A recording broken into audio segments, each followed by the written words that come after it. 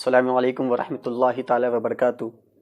الحمدللہ رب العالمین، الصلاۃ والسلام علی المرسلین، اما بعد فاعوذ باللہ من الشیطان الرجیم، بسم اللہ الرحمن الرحیم۔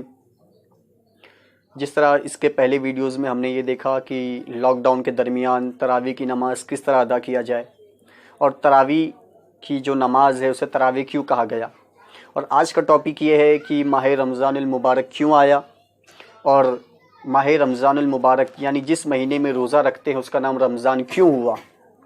اگر آپ فرسٹ ٹائم آئے تو سب سے پہلے آپ سبسکرائب کریں اور بیل آئیکن پریس کریں تاکہ آنے والی جو بھی ویڈیوز ہے آپ تک پہنچ سکے۔ تو یہ ماہ رمضان جس مہینے میں ہم روزہ رکھتے ہیں اس کا نام رمضان کیوں پڑا؟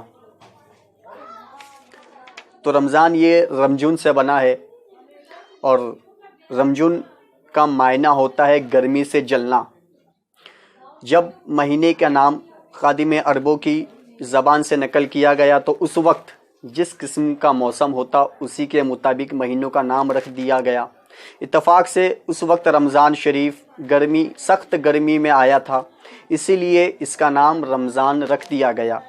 حضرت احمد یارخا رحمۃ اللہ علیہ فرماتے ہیں، بعض مفسرین نے فرمایا کہ جب مہینوں کے نام رکھے گئے تو جس موسم میں جو مہینہ تھا اسی کا نام اس پہ رکھ دیا گیا، جیسے کہ جو گرمی میں آیا اسے رمضان کہہ دیا گیا، جو موسم بہار میں آیا تھا اسے ربیع الاول شریف کہہ دیا گیا، اور جو سردی میں تھا جب پانی جم رہا تھا تو اس وقت جمادی الاول کہہ دیا گیا۔ اور یہ تفسیر نعیمی جلد نمبر 2 صفحہ نمبر 205 میں اسے نقل کیا گیا ہے۔ اب ماہ رمضان کیوں آتا ہے؟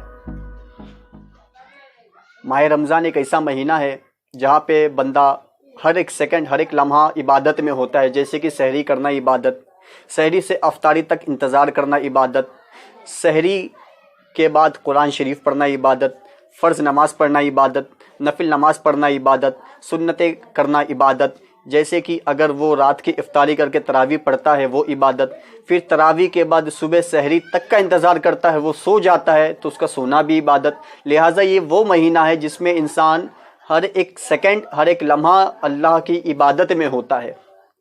اور میرے آقا صلی اللہ علیہ وسلم فرماتے ہیں کہ مجھے یعنی مجھ سے پہلے جتنی بھی نبی آئے ان کو یہ 5 خصوصی جو بات ہے ماہ رمضان کی وہ نہ ملی، جیسے حضرت سیدنا جابر بن عبداللہ رضی اللہ تعالیٰ عنہ سے روایت ہے کہ میرے آقا صلی اللہ علیہ وسلم نے فرمایا، میری امت کو ماہ رمضان المبارک میں 5 چیزیں ایسی عطا کی گئی جو مجھ سے پہلے کسی نبی کو نہ ملی۔ وہ کیا ہے؟ پہلا، جب رمضان المبارک کی پہلی رات ہوتی ہے تو اللہ ان کی طرف رحمت کی نظر فرماتا ہے، اور جس طرف اللہ کی رحمت کی نظر ہو جائے اسے کبھی عذاب نہیں ملے گا۔ دوسرا، شام کے وقت جس کی منہ سے بو یعنی جو روزہ رکھنے کی وجہ سے جو بو آتی ہے اللہ کے نزدیک وہ مشک کی خوشبو سے بھی بہتر ہے۔ تیسرا، فرشتے ہر رات اور دن ان کے لیے مغفرت کی دعائیں کرتے ہیں، کہ ان کے لیے جو ماہ رمضان المبارک میں روزہ رکھتے ہیں فرشتے رات اور دن ان کے لیے مغفرت کی دعائیں کرتے ہیں۔ چوتھا، اللہ رب العزت جنت کو حکم فرماتا ہے کہ میرے بندوں کے لیے آراستہ ہو جا، ان قریب وہ دنیا کے مشقت سے میرے گھر اور آرام میں راحت پائیں گے۔ یعنی اللہ رب العزت جنت سے فرماتا ہے کہ اے جنت جلدی آراستہ ہو جا، تیار ہو جا، بس ان قریب میرے وہ نیک بندے دنیا کی مشقت سے وہ میرے رحم کی رحمت میں پائیں گے۔ پانچواں، جب ماہ رمضان کی آخری رات آتی ہے تو اللہ سب کی مغفرت فرما دیتا ہے۔ یہ 5 ایسی چیز ہے جو حضور نے فرمایا کہ مجھ سے پہلے کسی نبی کو نہ ملی۔ اس کے بعد جو ماہ رمضان المبارک کا جو مہینہ آتا ہے اس میں ہم دیکھتے ہیں کہ لوگ ہاؤزی، لوڈو، کرکٹ، فٹ بال کھیلنے میں بیزی ہوتے ہیں، جبکہ ماہ رمضان المبارک وہ مہینہ ہے۔ ایک بار حضرت علی شیر خدا کرم اللہ وجہہ الکریم سے ایک شخص نے پوچھا، اے علی کیا قبرستان سے مردے بھی کبھی بولا کرتے ہیں؟ حضرت علی نے فرمایا ہاں۔ اس شخص نے پوچھا، اے علی وہ کب؟ حضرت علی نے فرمایا کہ جب رمضان المبارک کا مہینہ آتا ہے تو قبر میں سے مردے کہتے ہیں، اے انسانوں یہ وہ مہینہ آ گیا جس وقت تم ہر ایک وقت عبادت میں گزار سکتے ہو، اور اپنے گھر والوں سے وہ مردے کہتے ہیں ہیں کہ اے میرے گھر والوں کوئی نیک کام کرو، قرآن مقدس کی تلاوت کرو، میرے طرف سے نمازیں ادا کرو اور اس کے ثواب ہمیں تک پہنچاؤ۔ اللہ اکبر، یہ اتنا بڑا مہینہ ہے، اتنا خاص مہینہ ہے۔ اس مہینے کے بارے میں میرے آقا نے خود فرمایا کہ جو بندہ اس مہینے میں اللہ کو راضی نہ کر پایا تو وہ کبھی اللہ کو راضی نہیں کر پائے گا۔ اتنا مقدس مہینہ ہمیں اب ملنے والا ہے۔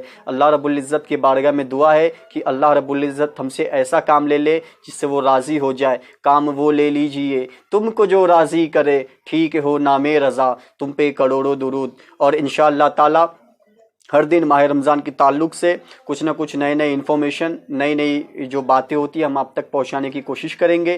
جس طرح ہم نے آج سیکھا کہ ماہ رمضان المبارک کا رمضان نام کیوں ہوا، وہ کون سی ایسی 5 باتیں ہیں جو ہمارے نبی سے پہلے کسی نبی کو نہ ملی، اور حضرت علی نے کہا کہ قبروں میں سے مردے بھی بولتے ہیں وہ ماہ رمضان کے تعلق سے۔ اور اس کے بعد جب رمضان المبارک آتا ہے تو رمضان المبارک اگر ہمیں اللہ وہ آواز سننے کی طاقت دے دے جو ماہ رمضان کہتا ہے کہ اے مسلمان، میں اللہ کے جانب سے مہمان بن کے تمہارے گھر پہ آیا ہوں اور تم نے اپنے وقت کو کرکٹ میں، فٹ بال میں، گیمز میں بیزی کر دیا، یقین جانو اگر تم نے ماہ رمضان میں اللہ کو راضی نہ کر پائے تو یقین جانو تم کبھی بھی اللہ کو راضی نہ کر پاؤ گے۔ اللہ تعالیٰ کے بارگاہ میں دعا ہے کہ ہمیں کوئی ایسا کام لے لے ہم سے جو تو راضی ہو جا۔